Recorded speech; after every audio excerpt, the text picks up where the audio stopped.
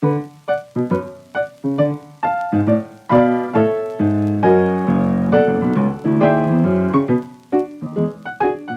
I think what happens is when a family immigrates into the United States, they take that attitude from their home country with them, and that attitude stays fairly static. Of course, their children grow up in the United States, and so their children adapt or adopt the attitude that's in the United States. But what's also interesting is that person's attitude towards their home culture stays static, but their home culture is not staying static. Their home culture is also industrializing, with globalization, that home culture is changing.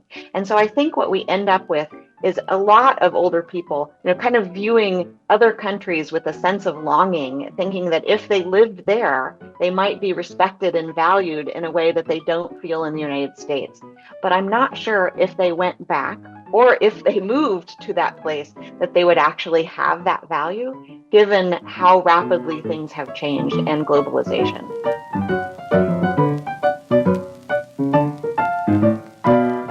Hello, and welcome to Not Born Yesterday, a podcast dedicated to older adults and the challenges and joys of aging. I'm Miriam Goodman.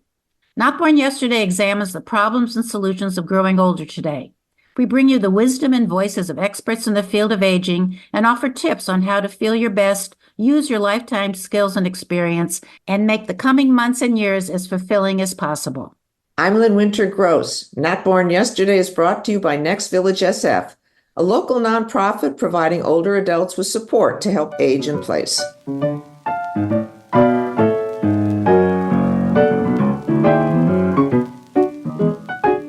Today on Not Born Yesterday, we're looking at aging and how it is treated in diverse populations. On past episodes of this podcast, we've often discussed how research on medications has been limited to younger people or how women were left out of scientific studies. And it turns out that many U.S. studies on aging have been limited to the effects on white men and women. So today we want to include the ethnically and racially diverse communities which make up the population of older Americans today and include them in our conversation. In planning for aging and the growing number of older adults, we need to recognize the needs and characteristics of all of us who are aging, meaning how attitude is affected by race, gender, social class, and location. The issues are complex and challenging, and we hope to learn more about the needs of a diverse population today. Our guest is Professor Lisa Wagner, a psychology professor and expert on stereotyping and aging at the University of San Francisco. She's also co-author of the book Aging and Diversity. Dr. Wagner, welcome to Not Born Yesterday. Thank you for having me. So as a psychology professor, you have so many areas that you could study. How did you become interested in the subject of aging and diversity?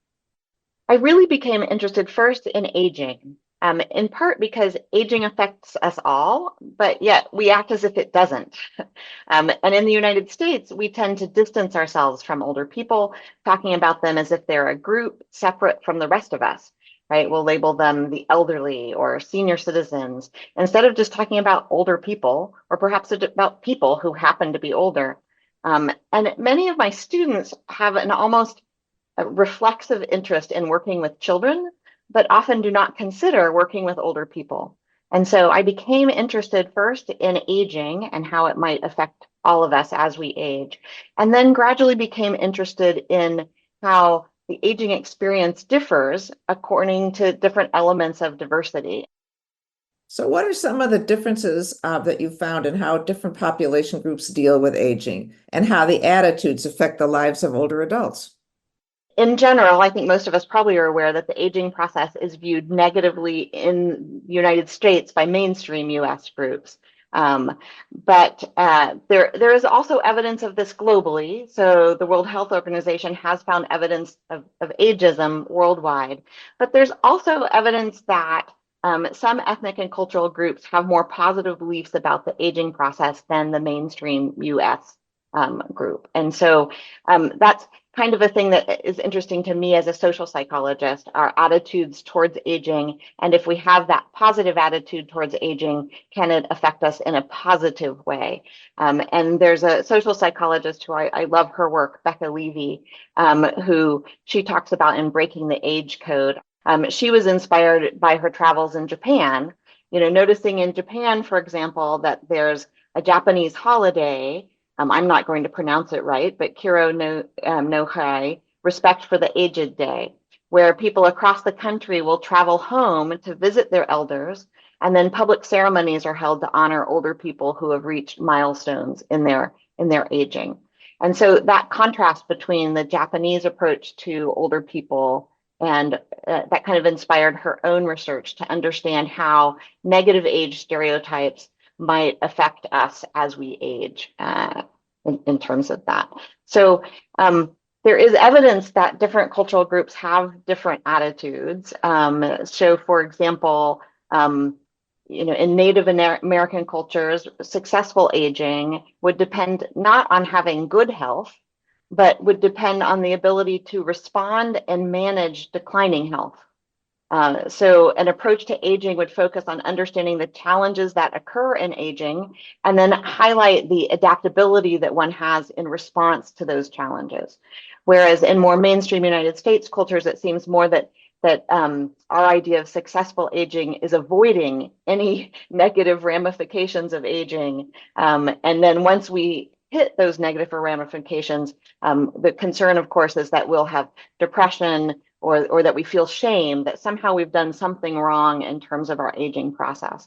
Whereas other cultures, it's more considered a natural process of life. Well, we've read many times that first-generation immigrants in America would never dream of putting their elderly parents or grandparents in a nursing home or in a senior home, but that middle and upper-class Americans sometimes even seek them out before they need them because they don't want to be a burden to their children. That's unthinkable to so many people. So do you think the family caregiving is different in different cultures, and why is it so? Yeah, absolutely. I mean, I think it depends on the cultural background of the family, and it's, as Lynn said earlier, it's complex, right? So there's some pieces that are complex. So I'm hesitant to answer the question without going into that complexity, but I'll try to first answer it, and then I want to make sure we don't lose the complexity piece. But for example, in Latino families, right, family is very important, right? And so they'll talk about, in a study that we're interviewing Latino elders, more than 2/3 reported positive attitudes towards aging, and then the cultural value of really respecting older people. And this concept of familismo, which would promote the importance of family at all levels, with the family's needs often taking precedence over individual needs.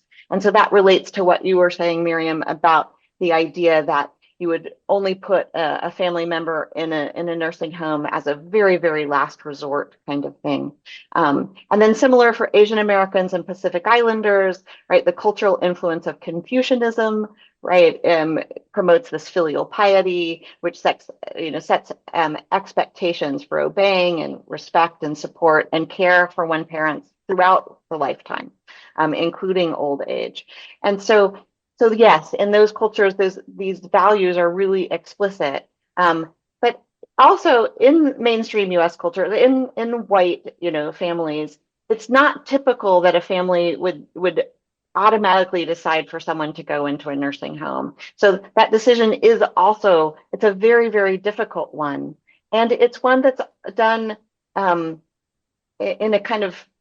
a contextual basis. So it often depends on whether, what it is that the older family member is experiencing, right? And in particular, if it's that we're talking about something like dementia or advanced Alzheimer's disease, where the person has no longer become safe for themselves or to their family members, then that decision is made. And that's where often you might see those cultural differences come in, but it's not as if people of Latino heritage or people of Asian heritage don't put family members in nursing homes. It's just that typically they do it later than they would in a white family. So we do see members of those cultural groups in the nursing homes, but often they're going in when they're much more frail or they're much more advanced in their condition. So I was interviewing some staff at a senior living place and asked the staff who were younger and from all over the world, do you have places like this in your home country? And they all said, no, our grandparents live with us. We would never have a place like this in our home country. But then you're saying maybe as they get much older and need the services, they would do that. Well, in other countries, as long as someone's always in the home, but what happens with industrialization is there isn't someone always at home to help provide that care. And so that's the thing that we're seeing across countries. So it's really industrialization. And so even in Japan, right, where we have strong evidence of cultural reverence, the birth rate is so low of children, and people aren't getting married and they aren't having kids. So there aren't those family members in the home to provide that care. And so in Japan, they've had nursing homes for decades and have, modeled some of these intergenerational, they'll have daycares in nursing homes, and they've had them for a long time. So we have that evidence. It's just not the first choice. And it's also viewed with much more shame in other cultures than necessarily in the United States. Well, that brings me to part of your complexity. Usually we hear that at the longer an immigrant's family is in this country, they start copying what the majority of the population is doing. So I'm thinking the term being a burden on my children. Would you ever think of an Asian or a Latino saying, oh, I have to move out. I don't want to be a burden on my children? Oh gosh. So I don't know that I don't have generalized data in terms of this, but I certainly have heard anecdotal reports, for example, of family members coming over, for example, from Korea and moving in with their children and helping to take care of the children here in the United States, but then also moving back out. Because recognizing that their needs and the family's needs are not as compatible as they hoped they might be. That the kids are off doing all of their own things, especially as the children get older, and it can be really isolating for an older immigrant who doesn't necessarily speak English to simply be home alone all day. And so trying to figure out what's a good way to have someone living in terms of that. So this idea of the multi-generational household, where we would have multi-generations living together, only works if we always have someone at home to be with the children or to be with the older people. And that's what we're not seeing with this industrialization. And I think what happens is when a family immigrates into the United States, they take that attitude from their home country with them. And that attitude stays fairly static.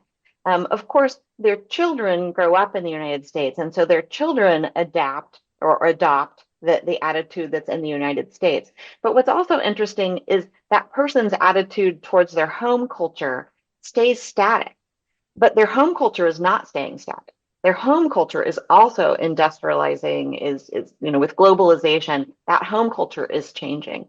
And so I think what we end up with is a lot of older people having, kind of viewing other countries with a sense of longing, thinking that if they lived there, they might be respected and valued in a way that they don't feel in the United States. But I'm not sure if they went back or if they moved to that place that they would actually have that value, given how rapidly things have changed and globalization. Which brings me to a question I had about death and dying rituals that are different in different cultures. How do they bring those and mix them with the younger generations who are here already, who have different traditions? Well, in terms of death and dying rituals, what we do know is that as long as an immigrant group is coming in with enough people, kind of your Russian example, with enough people who can kind of affect the commercial process of death and dying rituals, then they're able to bring in those rituals with them and continue those.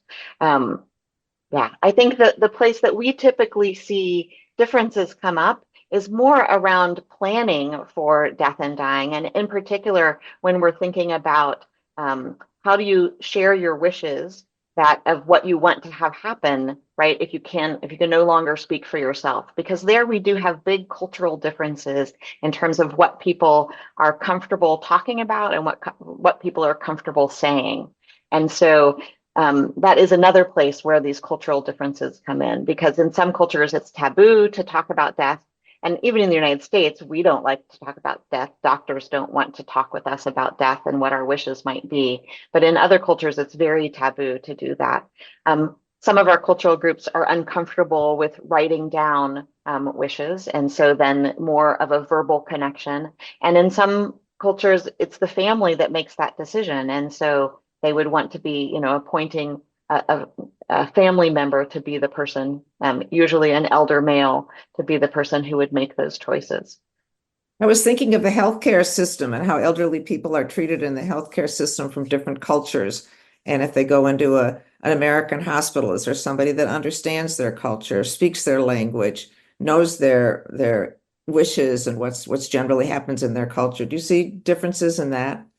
Yeah, unfortunately, I think I'm not having a lot of warm and fuzzy feelings at the moment, perhaps because I just finished Louise Aronson's book on elderhood. She talks a lot about how older people are treated in the hospital system, and I think it really depends on whether or not the older person is coming into a hospital system that's prepared to deal with their language and with their cultural group.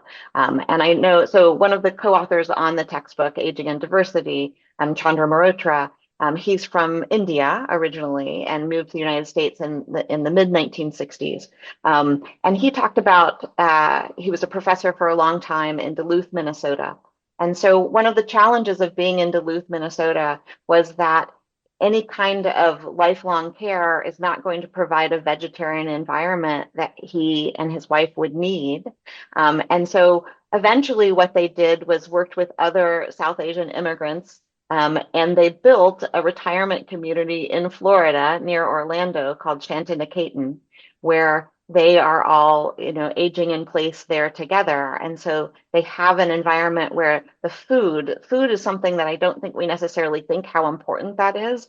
But if you are used to a certain particular kind of food and then go into a healthcare setting, a hospital or a nursing home, and that food is not available, it really impacts your ability to heal and to get healthy again. And so that's something that is often not mentioned or talked about. The obvious things, of course, would be language, right? Do they have someone who can translate and who understands those pieces? There's a lot of conversation in our country now about DEI and DEI programs. Do you see that older adults are included in DEI laws and programs?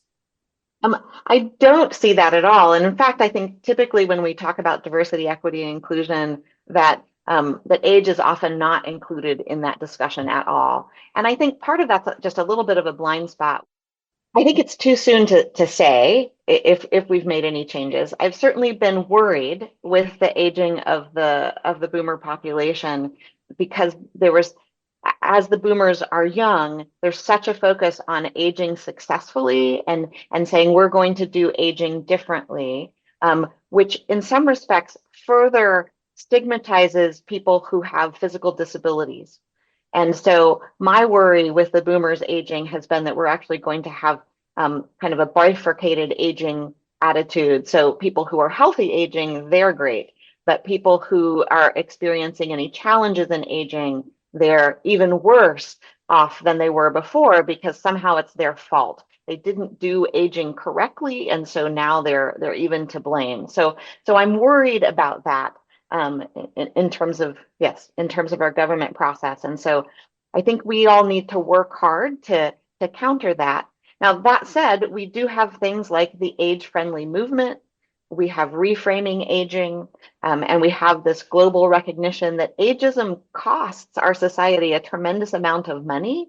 And so even if you don't have the goodness of your heart and the recognition that you yourself might be aging, perhaps that economic cost might motivate people to do the right thing, and create a society that is more inclusive for people of all ages and people of all types in terms of that. Dr. Wagner, you teach a university class that includes age and culturally diverse populations. What are some of the common issues that your students bring up? And do you find that students born in other countries have different questions or are willing to share what's different about their backgrounds? Yeah, so we have a fun time in the class. It's really interesting, but there do seem to be some trends that happen. So for my older people in the classroom who tend to be white, not all, but who do tend to be white, they really are craving a very direct one-on-one conversation, very open and honest, where everyone bears all and shares their innermost thoughts and their open ideas about things. Whereas a lot of my students who are coming from the Asian or Latino culture are not used to having an open conversation with an older person.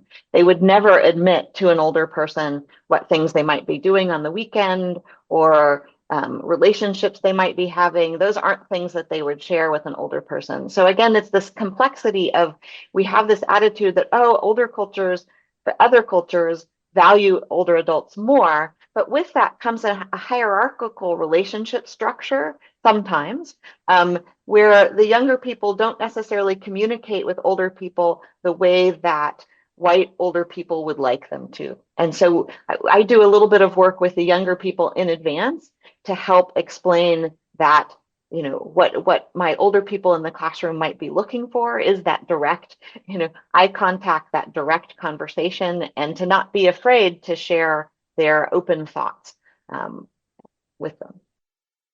Your book, Aging and Diversity, is in its fourth edition. Has something changed that since you wrote the first edition that you wanted to communicate?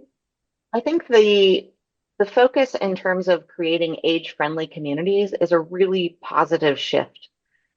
So when we first started writing the book, we weren't necessarily recognizing the ageism that's happening, and we didn't have a way to reframe it in terms of a more positive way to address older people. So we were using the old scare tactic of there's going to be lots of older people, so you should be interested in aging. And instead, now we're thinking, well, older people are a part of who all of us are. And so we all should be interested in aging because we have loved ones who are aging and because we ourselves are aging. And so that positive focus has been a really nice shift um, to really focus on the positives as we're thinking about aging and older people, and to then also think about what we can learn from each other, right? Learn from all multiple generations, but also learn from diverse cultures, as you both have been mentioning, that other cultures have different ways of being in terms of aging, and it would be great if we could learn the things that work from them, and then create a society that we all want to grow old in, which is the idea in terms of age friendliness. We always like to leave our listeners with something positive and something hopeful, and maybe even something that they can do as individuals. Can you think of anything that might fit into that category that people can go out and do and make the society more aging friendly? One thing is a small thing that people can do. Our stereotypes about older people are actually complex. We have positive stereotypes about older people, and we have negative stereotypes about older people. And what I find in the classroom is that if I make students aware of those positive stereotypes about older people, that they're kind, that they're responsible, that they're engaging, that they're wise, right? We have these kinds of positive stereotypes. All I have to do is say grandparent, and all of my students go, oh, yes, right. I love my grandparents. I know all of those positive things about older people. And if we think about those positive things when we're interacting with people who are older, we have more positive interactions. We have more engagement with each other. We really have a more enjoyable time. And then I think in terms of the second thing would be that we not continue the negative stereotypes about aging in the way that are so socially acceptable in our society. So if I forget something to go, oh, it's a senior moment, or oh, my knees are too old, or oh, those kinds of things. I left my jacket the other day in the classroom, and I mentioned that, and someone said, oh, you're too young for that.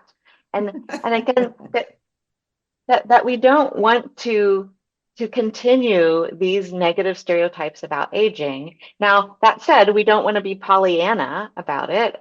And so what I do with my students is I try to teach them the full complexity of aging, that there are things that are hard, but there are also things that are really amazing and wonderful. And if we can embrace that full perspective of aging, that we'll all be in a better spot.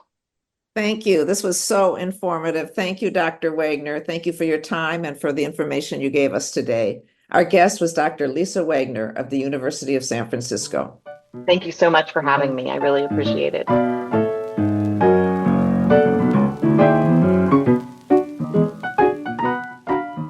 Today on News You Can Use, we're using a new technology term you may have heard about but are not sure what it means or why you should. The term is in the cloud. And if you don't know what that is, here's a brief explanation. The cloud refers to storing data over the internet in addition to on your computer or phone. The cloud is a network of servers that store and manage data. Simply put, the cloud is a remote storage system. Now that you know that, you should consider keeping all your important documents in the cloud as a backup to the original documents. But remember, it is a backup, and you should still keep an actual file for your car, insurance, bank accounts, tax information, and mortgage, and know where they are. It can be as simple as a set of file folders, but these documents are important. It's a good idea to let a family member know, too, where to find these documents if you're not available. So let's start with those personal papers.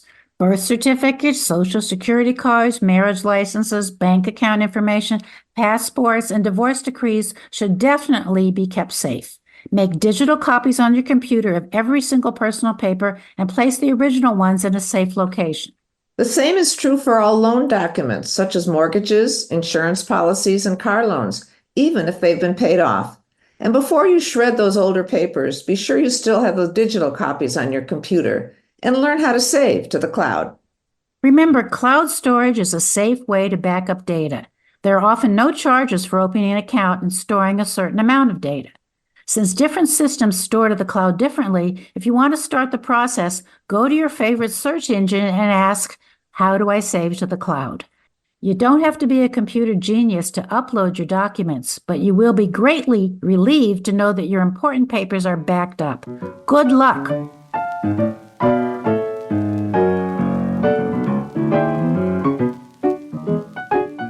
And that's our podcast for today. Our thanks to our guest, Professor Lisa Wagner.